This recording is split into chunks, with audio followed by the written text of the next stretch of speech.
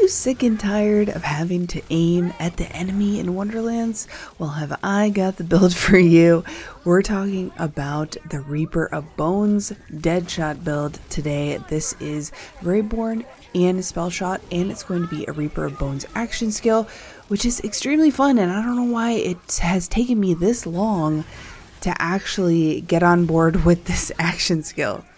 This build is perfect for Chaos 20 content. You will be flying through those chaos chambers and racking up tons of gems. I don't even have fully optimized gear in this build, and it just completely wrecks. You'll be able to take on raid bosses and all that good stuff. So let's get on into it. Let's talk about the action skill first, Reaper of Bones. It says the Fate Maker is fully healed, gains increased leech efficiency, and deals bonus dark magic, but your health takes an ever increasing amount of damage per second. When you would die, instead you become invulnerable for a short duration and you restore a portion of your health. When you're no longer invulnerable, that's when the action skill ends. So it's really dependent upon how many enemies you have dark magic on, how much leech you're getting, how much health regen you're getting. That determines how long this action skill actually is. And it kind of looks a little bit daunting at first, but I'm going to show you guys how easy it is to use. Also in our hero stats, we do have 63.9% Graveborn power, which is giving us a bonus dark magic of that 64% to our Reaper of Bones. And the aspect that you gain full health back from Reaper of Bones when you cast it, you can use to your advantage. If you know you're going to go down because of a dot, some spicy water, an enemy gives you a really big hit, you can just pop that and get right back up to full health and get crazy leech efficiency. So here's the skill tree for Graveborn Spellshot. We've got Reaper of Bones, like I told you guys, and then we go on down in here. We're going to be taking Faithful Thrall's Harvest and Dark Hydra, just like every other Graveborn companion style build. And yes, I know that Harvest is bugged with Faithful Thralls, or however that's happening. It's stacking the number of Faithful Thralls you have out. I made sure to save quit before any of these chaos runs that I put in the video, any of the boss runs I put in the video, to make sure that that is not the case. But just know that while this bug is active, it's just going to make this build more powerful. If there are any changes after they patch it, I will make those in a separate video. Important to point out in this tree is Sanguine Sacrament. This is going to give you health every time you cast a spell. We want to look out for spells with multiple charges so that you have this on tap, ready to go if you do need that health regen.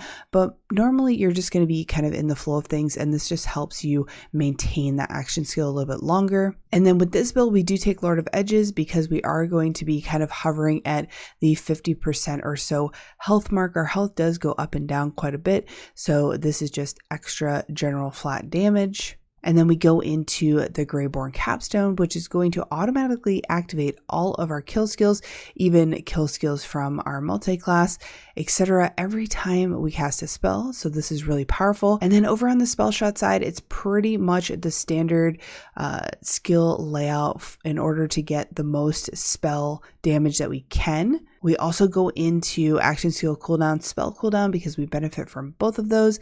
And then down here to high thread count. We are not running a class mod with high thread count. We are actually running a class mod that's going to be boosting our Dark Hydra and our Faithful Thralls. Oh, sorry. Speaking of, let me take off our class item and I'll go back over to skills in case you guys want to screenshot the flat, basically, stats of the build, but we are maxing out all three of these. For hero stats, we want to go into crit damage, crit chance, and skill cooldown.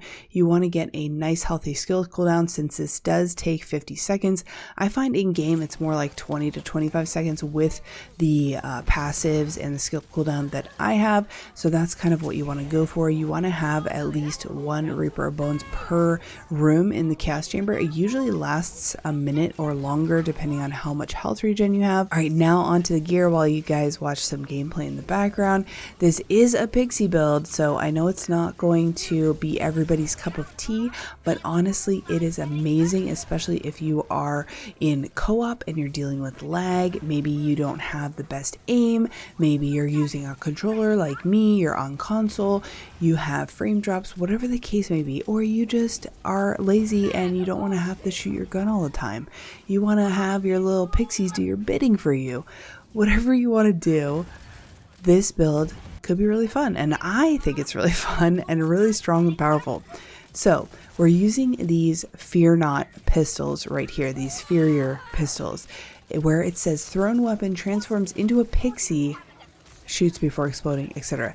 You want to find the crossbolts deal 6% increased damage, not melee damage, for this build as well if you can. But honestly, that is a secondary. It's hard enough to get these pistols to drop from the Chaos Chamber bunnies.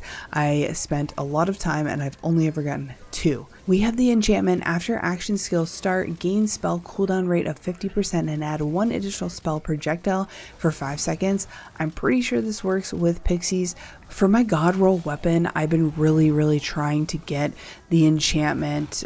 When you're using a Graveborn action skill, you get 50% dark magic damage and 50% leech efficiency. I think that would be awesome to test out. I have not gotten it on one of these Fearnots yet. It's a really hard enchant to get, at least for me, so I'll report back if I get that. But I think another really great enchantment could be companion damage when action skills active by 50%, because the pixies and your companions like your dark hydras and your demi-lich are going to benefit from that companion damage as well. So if you want to pump out some more damage, you could swap off like this elemental damage for companion damage and see if that gives you a little bit more. On our melee weapon, which we are using the Goblin Pickaxe for that movement speed, spell cooldown, and action skill cooldown, we've got, while action skill active, increased dark magic damage by 50%. Now currently these enchantments last for 60 seconds regardless of how long your action skill is. However, with this build with Reaper of Bones, when they fix this, if they ever fix this enchantment, this is going to be still top tier for this build because our action skill lasts about a minute anyways. Alright, on to the shield for the third enchantment. This is our Cursed Wit. We do take Glass Cannon in the Spellshot tree, so our shield is not going to regen. Once it goes down unless we go into Save Your Soul and then come back up. Of course, our shield will be back up. But shields get broken pretty darn quick in this game. So we're using a Cursed Wit. With the enchantment, while health is below 50%, regen 5% max health per second and gain 30% damage dealt. I have tried other enchantments and it works just as well. However, this is going to help you extend the duration of Reaper Bones, because when your health gets below 50%, it's going to be regenning at 5% and you're also going to get more damage dealt. So I think this is a best in slot for our shield enchantment. If you don't have a Cursed Wit or you don't have this enchantment on a Cursed Wit, you could also use the Ancient Deity. This is going to give us 10% dark magic damage. Just make sure you get the dark magic one because they come in all flavors. It's also going to give you elemental damage resistance but minus physical damage resistance, so keep that in mind. Another great shield for this would be the Body Rune. You're going to restore 15% of your max health and you're going to deal 20% bonus fire damage. On to our spell enchantment, we've got while action skills active, increase elemental damage. Now if you have this on your Fearnot on your weapon, then you could swap this out for action skill start, increase damage dealt by 20%, or you could do on spellcast dark magic by 30%. As long as you don't have the same exact enchants, you don't have to worry about them kind of overriding each other or only one of them working. Just make sure they're all different in some way. The 50% dark magic and the 30% on spellcast do work together, so that's a great one to do as well, since pretty much all of our damage is going to be dark magic damage. Onto our class item, we are using a Graveborn Spore Warden class item, and this is because these skill points are so great on the Graveborn tree. We've got Faithful Thralls and Dark Hydras. Now obviously I would want to get the Spore Warden points out of there because they're not doing anything for us, but I believe that this is probably the best class mod that we could get. And for the perk on the legendary, you want it to convert all of your companion damage to dark magic damage. This is going to make your pixies do dark magic damage instead of whatever element the weapon is. Since the weapons are so hard to find, hard to get, at least for me anyways, my RNG has been really bad. It doesn't matter what element pixie you really get, you can just convert it to dark damage with this class mod. Now if you don't have this class mod, then you're probably going to want to look for a frost pixie. That's probably the next best element to look out for. And your pixies are going to be doing dark damage anyway because of the harvest skill. where companions deal bonus dark magic damage, so they'll be actually doing both.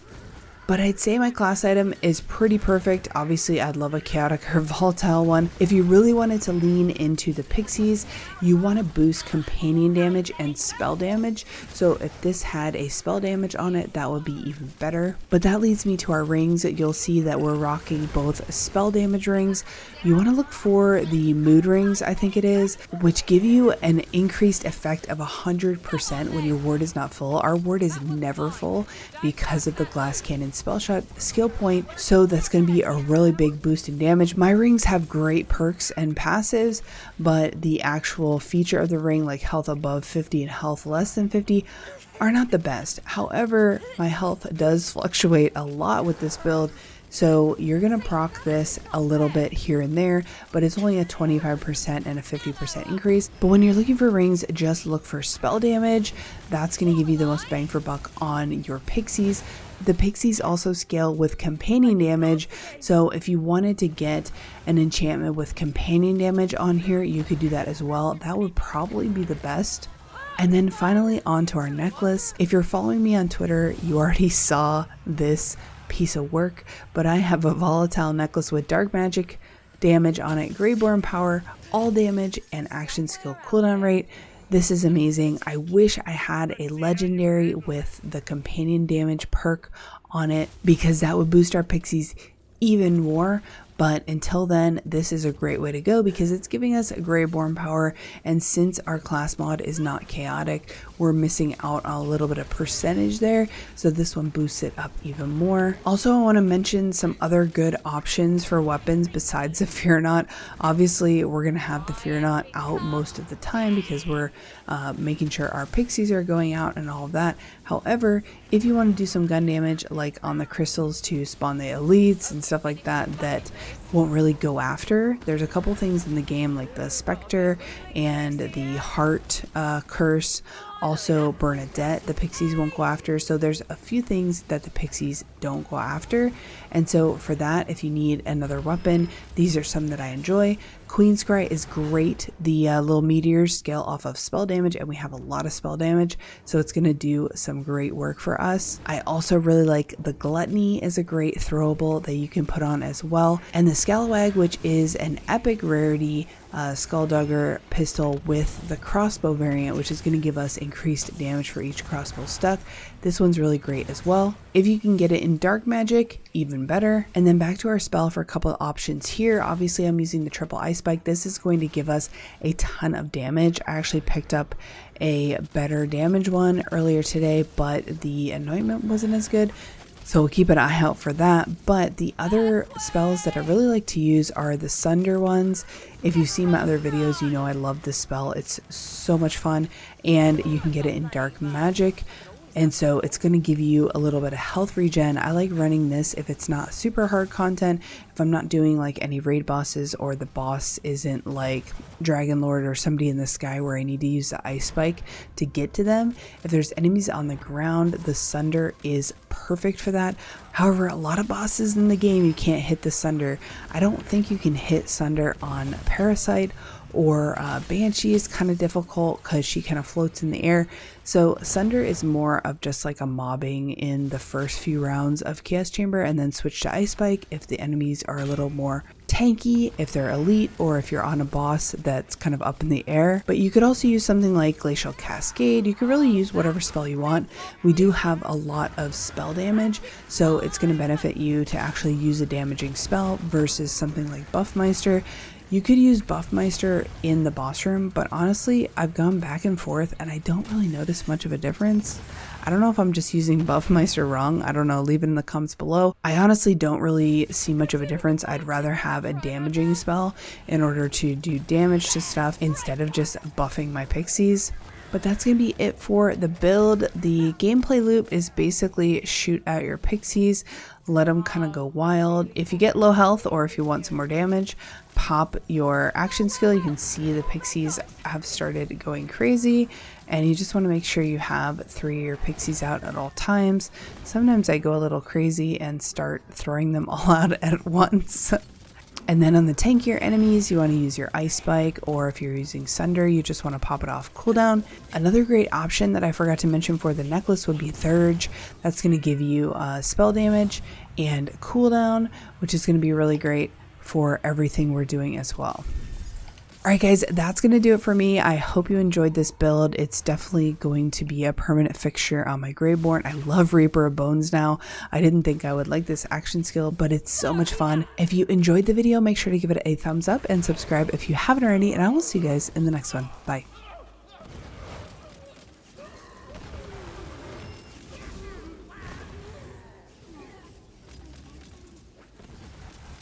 Let the magic begin.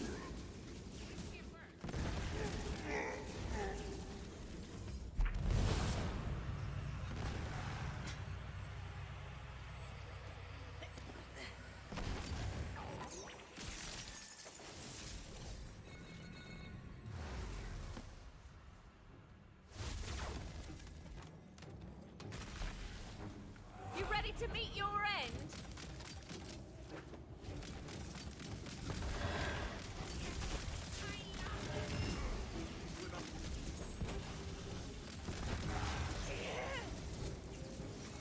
You'll have to do better than that. Another serving? Enough friends. What happened? I turned out. Did I win? Mag of holding!